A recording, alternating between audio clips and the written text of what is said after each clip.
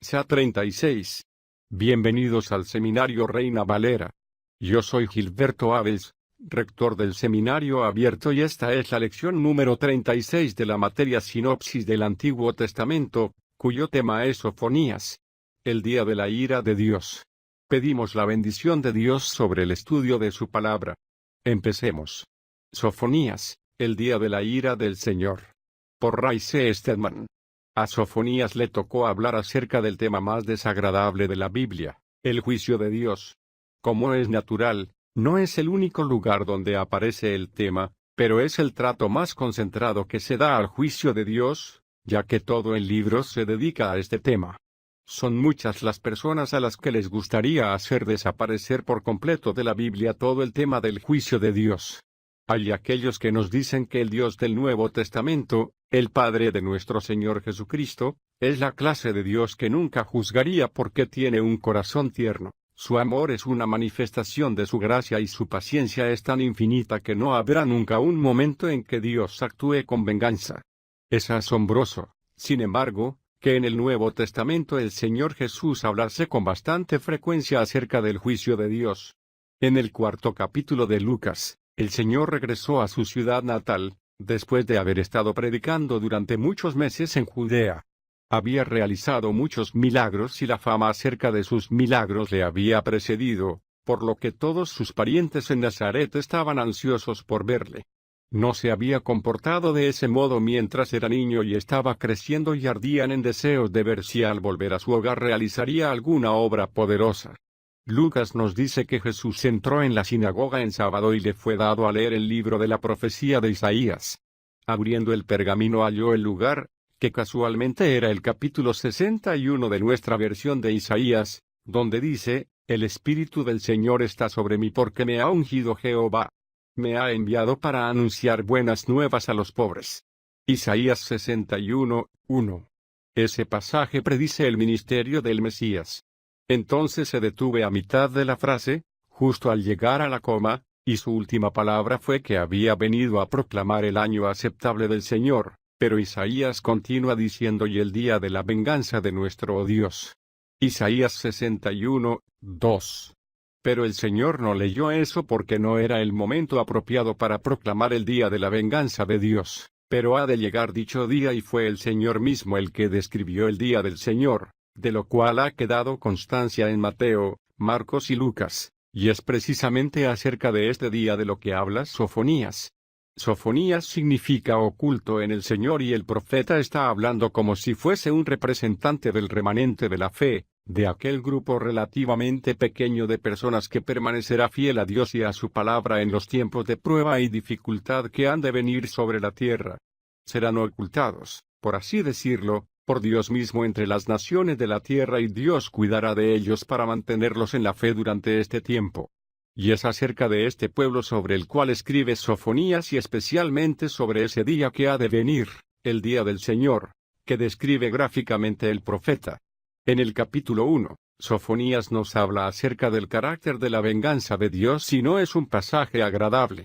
Comienza después de que el profeta se ha identificado a sí mismo como el bisnieto de uno de los reyes de Judá, versículos 2 a 6. Yo acabaré por completo con todas las cosas de la faz de la tierra, dice Jehová. Acabaré con los hombres y con los animales y acabaré con las aves del cielo y con los peces del mar. Haré tropezar a los impíos y eliminaré a los hombres de la faz de la tierra, dice Jehová. Extenderé mi mano contra Judá y contra todos los habitantes de Jerusalén. Eliminaré de este lugar lo que queda del culto de Baal, y el nombre de los sacerdotes idólatras. Eliminaré también a los que se postran en las azoteas ante el ejército de los cielos, a los que se postran y juran por Jehová, y al mismo tiempo juran por Moloc. Eliminaré a los que se apartan de en pos de Jehová, y a los que no le buscan ni le consultan. Y Sofonías dice, versículo 7. Callad ante la presencia del Señor Jehová porque el día de Jehová está cercano. Hay una gran diferencia entre el día del Señor y el día que se le dedica al Señor. El domingo es el día del Señor, el día de la resurrección, pero el día del Señor es algo diferente y no debemos nunca confundir estos términos. Es como la diferencia entre un caballo color castaño y un cofre como un caballo. El día del Señor era el día en el que el Señor resucitó de los muertos y por eso es por lo que celebramos el domingo. Pero el día del Señor es el día en que se manifestará la mano de Dios directamente en los asuntos de los hombres. Fíjese en el proverbio personal en todo el pasaje: yo acabaré por completo con todo. Acabaré con los hombres y con los animales. Eliminaré a la humanidad.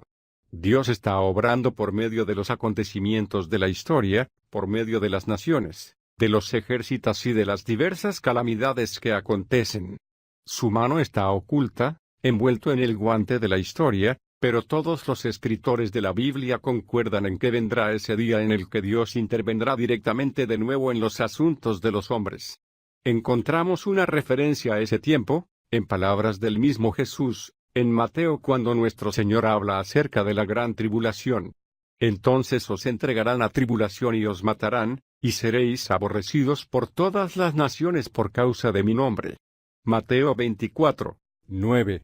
Y el Señor describe este tiempo, pero no es este el día del Señor al que se refiere Sofonías, porque este es un tiempo en el que las naciones seguirán aún luchando y haciéndose la guerra. Entonces Jesús dice Mateo 24, 21 y 22. Porque entonces habrá gran tribulación como no ha habido desde el principio del mundo hasta ahora, ni habrá jamás. Si aquellos días no fuesen acortados, no se salvaría nadie, pero por causa de los escogidos, aquellos días serán acortados. Esto concuerda exactamente con la profecía de Sofonías. Dios dice que acabará con todo lo que hay sobre la faz de la tierra, pero por causa de los escogidos, aquellos días serán acortados. Y Jesús continúa diciendo en Mateo 24, 24. Porque se levantarán falsos cristos y falsos profetas y darán grandes señales y maravillas de tal manera que engañarán, de ser posible, aún a los escogidos. Y dice claramente, versículo 25. Mirad, os lo he dicho de antemano. En otras palabras, no os pongáis nerviosos por esto. Luego nos encontramos con la descripción del día del Señor, Mateo 24, 29 a 31. Pero inmediatamente después de la tribulación de aquellos días, el sol se oscurecerá y la luna no dará su resplandor. Las estrellas caerán del cielo y los poderes de los cielos serán sacudidos. Entonces se manifestará la señal del Hijo del Hombre en el cielo, y en ese tiempo harán duelo todas las tribus de la tierra, y verán al Hijo del Hombre viniendo sobre las nubes del cielo con poder y gran gloria. Él enviará a sus ángeles con un gran sonar de trompeta, y ellos reunirán a los escogidos de él de los cuatro vientos, desde un extremo del cielo hasta el otro. El apóstol Pablo habla de una manera un tanto parecida y usa el mismo término el día del Señor. En mi indicador ordinal femenino de Tesalonicenses encontrará usted una de varias referencias que hace Pablo a este gran acontecimiento. En el capítulo 5, versículos 1 a 6 dice: Pero acerca de los tiempos y de las ocasiones, hermanos, no tenéis necesidad de que os escriba. ¿Por qué no? Bueno, porque ya se les había dicho en el Antiguo Testamento. Porque vosotros mismos sabéis perfectamente bien que el día del Señor vendrá como ladrón de noche. Cuando digan paz y seguridad, entonces vendrá la destrucción de repente sobre ellos, como vienen los dolores sobre la mujer que da a luz, y de ninguna manera escaparán. Pero vosotros, hermanos, no estáis en tinieblas, como para que aquel día os sorprenda como un ladrón. Todos vosotros sois hijos de luz e hijos del día. No somos hijos de la noche ni de las tinieblas. Por tanto, no durmamos como los demás, sino vigilemos y seamos sobrios.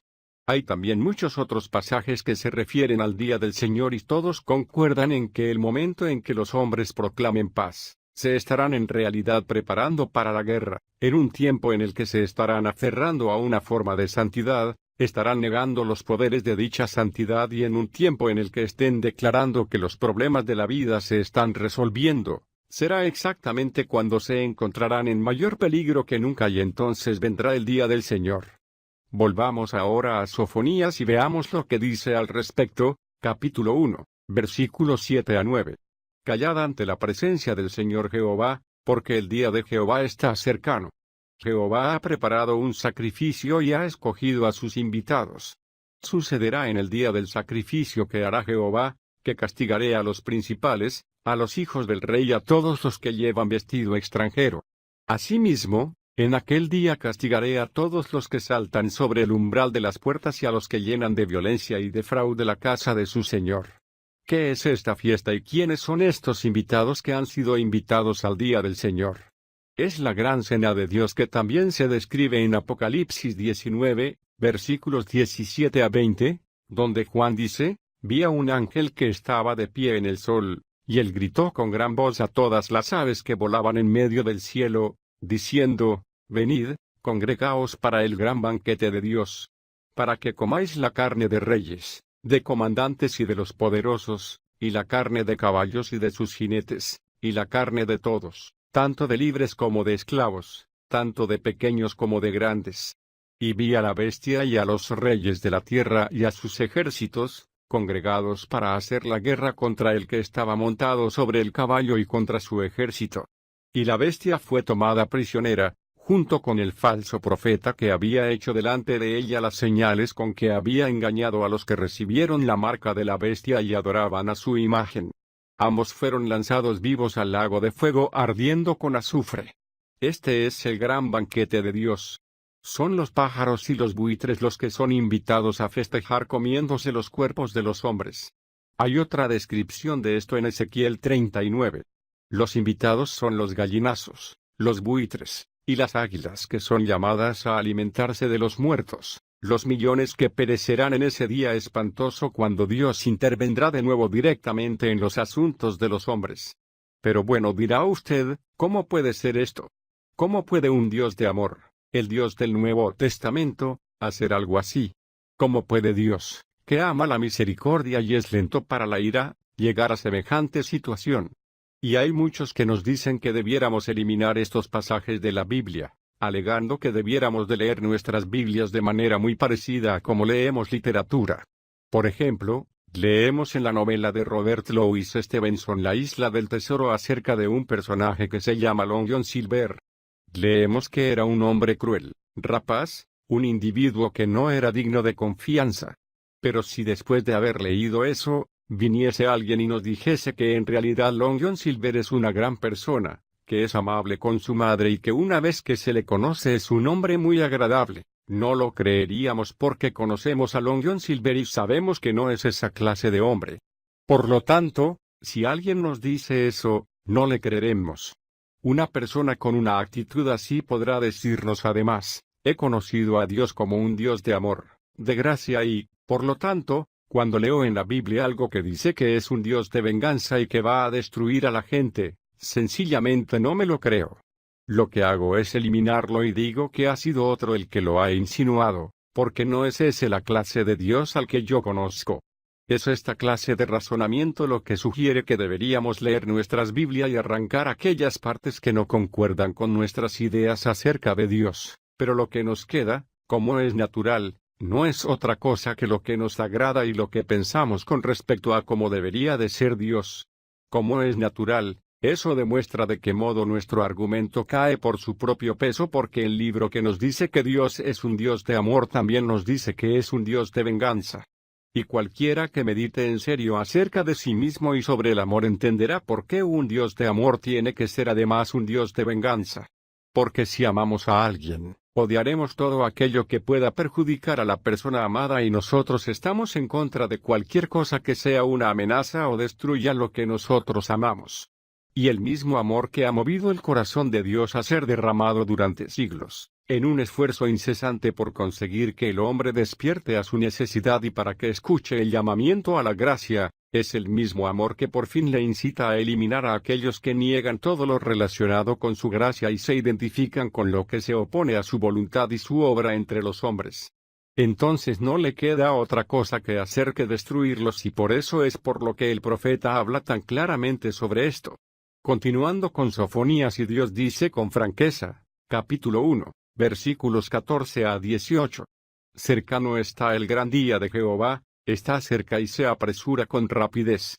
Veloz es el día de Jehová, es más ágil que un corredor, y más presuroso que un valiente. Aquel será día de ira, día de desolación y de devastación, día de tinieblas y de oscuridad, día de nublado y de densa neblina, día de toque de corneta y de griterío, sobre las ciudades fortificadas y sobre las torres altas. Yo traeré tribulación sobre los hombres, y andarán como ciegos, porque pecaron contra Jehová. La sangre de ellos será derramada como polvo, y su carne como excremento. Ni su plata ni su oro podrá librarlos en el día de la ira de Jehová, pues toda la tierra será consumida con el fuego de su celo. Porque de cierto exterminará repentinamente a todos los habitantes de la tierra. A Dios no le resulta fácil hablar de este modo. Él mismo dice que no se deleita en la muerte de los hombres ni en el juicio. El juicio, nos dice el profeta, es una obra que le es ajena porque su corazón se deleita en la misericordia, pero al final, si no se hace su voluntad, si la tierra ha de disfrutar algún día de la gloriosa libertad de las promesas transmitidas por los profetas con respecto al hombre, si los sueños que se encuentran en el fondo de los corazones de los hombres con respecto a un mundo en el que no haya guerra, sino un tiempo de prosperidad, un tiempo en el que el gozo inunde la tierra, en el cual los hombres puedan vivir juntos en una gloriosa armonía, cuando hasta los animales perderán su enemistad los unos hacia los otros y la paz cubra la tierra como las aguas cubren la mar, si eso ha de convertirse en una realidad, entonces es preciso que Dios resuelva la maldad enraizada de los hombres. Por eso es por lo que es absolutamente segura la venida del día de la venganza de nuestro Dios. Los profetas advierten acerca de ello y la palabra habla con toda claridad. También en todo el Nuevo Testamento nos dice que cuando la gracia de Dios quede a un lado, nos esperará su juicio. El capítulo 2 expone el plan de la venganza de Dios, mencionando a ciertas naciones, versículos 8 y 9. He oído las afrentas de Moab y los insultos de los hijos de Amón. Moab será como Sodoma y los hijos de Amón como Gomorra. Se menciona a los etíopes en el versículo 12 y a los asirios en el 13. Lo interesante es que a pesar de que estas naciones se han perdido envueltas por el polvo de la historia, la promesa de este día del Señor sigue siendo algo futuro. ¿Cómo puede ser esto? ¿Por qué se menciona aquí a estas naciones cuando llevan ya tantísimo tiempo enterradas en la antigüedad? ¿Cómo pueden ser destruidas en un día venidero? Como es lógico, la respuesta es que las naciones se mencionan de modo simbólico a lo largo de las Escrituras además de literalmente porque fueron literalmente destruidas en el curso de la historia, pero se usan de modo simbólico con referencia a su total y definitivo significado en relación con el día del Señor. Moab, por ejemplo, es siempre una imagen de la carnalidad del hombre, de su dependencia de sus propios recursos y los amonitas son una imagen de lo mismo. Etiopía es una imagen de la obstinación y la intransigencia del hombre. Las Escrituras preguntan, ¿puede el etíope cambiar su color? Y Asiria representa al hombre en su arrogancia y su orgullo. Dios dice que está en contra de todas estas cosas y al actuar por fin juzgando la raza humana, estas cosas tienen que ser eliminadas. En el capítulo 3 vemos lo extenso de la ira de Dios, versículos 1 a 2. Ay de la ciudad rebelde, manchada y opresora. No escucha la voz, ni recibe la corrección. No confía en Jehová, ni se acerca a su Dios. Esto es algo que se podría decir de casi todas las ciudades de la tierra. Al seguir con la lectura verá que este es un tema a escala mundial, versículo 8. Por tanto, dice Jehová, esperad el día en que me levante para ser testigo. Porque tengo determinado reunir las naciones y juntar los reinos para derramar sobre ellos mi enojo, todo el furor de mi ira. Porque toda la tierra será consumida por el fuego de mi celo. ¿Para qué? ¿Qué es lo que pretende Dios? ¿Está sencillamente interesado en ajustar las cuentas, en vengarse por fin de la obstinación y voluntariedad de los hombres? ¿Va a visitar la tierra con este terrible huracán de destrucción con el fin de convertirla en una ruina humeante, desierta, desolada y sin habitantes? No, porque eso sería lo que conseguirían los hombres si hubiese otra guerra mundial. Dejaríamos la tierra despoblada, pero Dios no la dejará nunca así. Una vez que haya leído usted la descripción de toda la oscuridad, la lobreguez y la matanza, después de la ruina y la destrucción, ¿cuál es la próxima palabra? Versículo 14, canta, oh hija de Sión, da voces de júbilo, oh Israel. Gózate y regocíjate de todo corazón, oh hija de Jerusalén. ¿Por qué? Pues porque ese será el nuevo orden que se establecerá. Por eso es por lo que Dios se está ocupando de los hombres, para que pueda traer canción en lugar de tristeza, servicio en lugar de egoísmo, seguridad en lugar de esclavitud. Esta será la consecuencia del juicio de Dios, y se nos dice que el Señor Dios se encuentra en medio de su pueblo, no para juzgarlo, como lo hace en el capítulo 3, versículo 5, Jehová es justo en medio de ella, él no hará maldad. Pero aquí dice en el versículo 17, Jehová tu Dios está en medio de ti, es poderoso, él salvará. Con alegría se regocijará por causa de ti. Te renovará en su amor, por causa de ti se regocijará con cánticos. Además el Señor dice, versículos 18 a 20, yo quitaré de ti el pesar de la festividad. Convertiré en oprobio a tus opresores. Pero salvaré a la que cojea y recogeré a la descarriada. En aquel tiempo os traeré, en aquel tiempo os reuniré. Yo os haré objeto de renombre y de alabanza entre todos los pueblos de la tierra, cuando os restauraré de la cautividad. ¡Qué maravillosa imagen! Esto tiene que ver, como es natural, con el remanente de Israel, pero es una imagen del amor y el cuidado de Dios durante cualquier época de desesperación y oscuridad. Estoy personalmente convencido de que esto es algo de lo que la Iglesia no es consciente. La Iglesia será llevada antes de que ocurran estos acontecimientos, pero en el tiempo que viene a continuación, Dios vuelve a llamar al remanente de Israel a sí mismo y por fin los redimidos prorrumpirán en un cántico. El cántico acerca del que leemos aquí lo dirige el Señor mismo en una maravillosa y gloriosa melodía de gozo.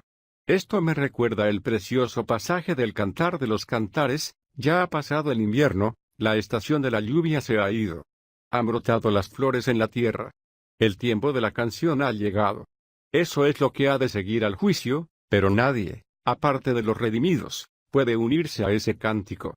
Elizabeth Browning, en su poema, El Sefarín, describe a los ángeles contemplando la obra del Hijo de Dios en la tierra y por fin, viendo con asombro estupefacto la encarnación y finalmente la cruz, uno de los ángeles contempla este ejército de almas redimidas y le dice a otro, de aquí en adelante los cautivos comprados por la sangre elevarán su apasionado cántico de sangre. Y el otro contesta, y extendemos nuestras santas manos vacías hacia el trono y clamamos, no tenemos música, porque sólo los redimidos pueden cantar de este modo.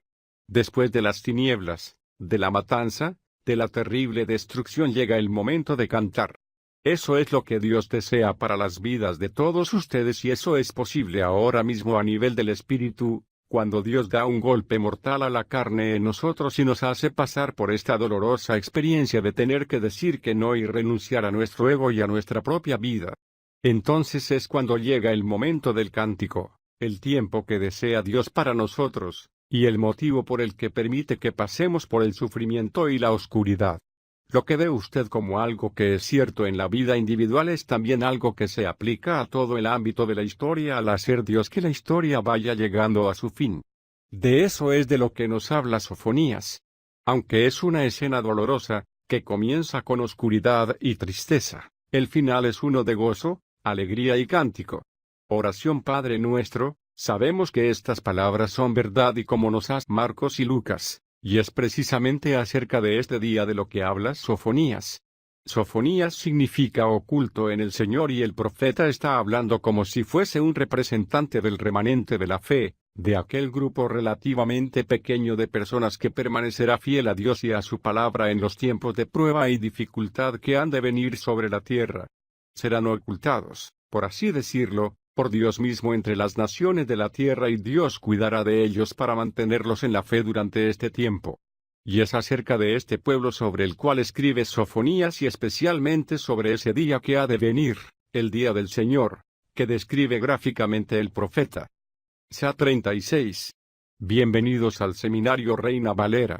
Yo soy Gilberto Abels, rector del Seminario Abierto y esta es la lección número 36 de la materia Sinopsis del Antiguo Testamento, cuyo tema es Sofonías. El día de la ira de Dios. Pedimos la bendición de Dios sobre el estudio de su palabra. Empecemos. Sofonías, el día de la ira del Señor. Por Ray C. Stedman. A Sofonías le tocó hablar acerca del tema más desagradable de la Biblia, el juicio de Dios. Como es natural, no es el único lugar donde aparece el tema, pero es el trato más concentrado que se da al juicio de Dios, ya que todo el libro se dedica a este tema. Son muchas las personas a las que les gustaría hacer desaparecer por completo de la Biblia todo el tema del juicio de Dios. Hay aquellos que nos dicen que el Dios del Nuevo Testamento, el Padre de nuestro Señor Jesucristo, es la clase de Dios que nunca juzgaría porque tiene un corazón tierno. Su amor es una manifestación de su gracia y su paciencia es tan infinita que no habrá nunca un momento en que Dios actúe con venganza. Es asombroso, sin embargo, que en el Nuevo Testamento el Señor Jesús hablase con bastante frecuencia acerca del juicio de Dios. En el 4º capítulo de Lucas, el Señor regresó a su ciudad nacido Jehová. Me ha enviado para anunciar buenas nuevas a los pobres. Isaías 61:1. Ese pasaje predice el ministerio del Mesías.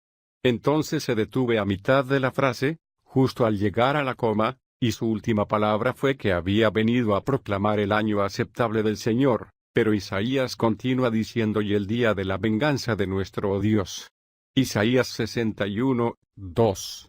Pero el Señor no leyó eso porque no era el momento apropiado para proclamar el día de la venganza de Dios, pero ha de llegar dicho día y fue el Señor mismo el que describió el día del Señor, de lo cual ha quedado constancia en Mateo, a tal, después de haber estado predicando durante muchos meses en Judea. Había realizado muchos milagros y la fama acerca de sus milagros le había precedido, por lo que todos sus parientes en Nazaret estaban ansiosos por verle. No se había comportado de ese modo mientras era niño y estaba creciendo y ardían en deseos de ver si al volver a su hogar realizaría alguna obra poderosa. Lucas nos dice que Jesús entró en la sinagoga en sábado y le fue dado a leer el libro de la profecía de Isaías. Abriendo el pergamino halló el lugar, que casualmente era el capítulo 61 de nuestra versión de Isaías, donde dice, «El Espíritu del Señor está sobre mí porque me ha ungido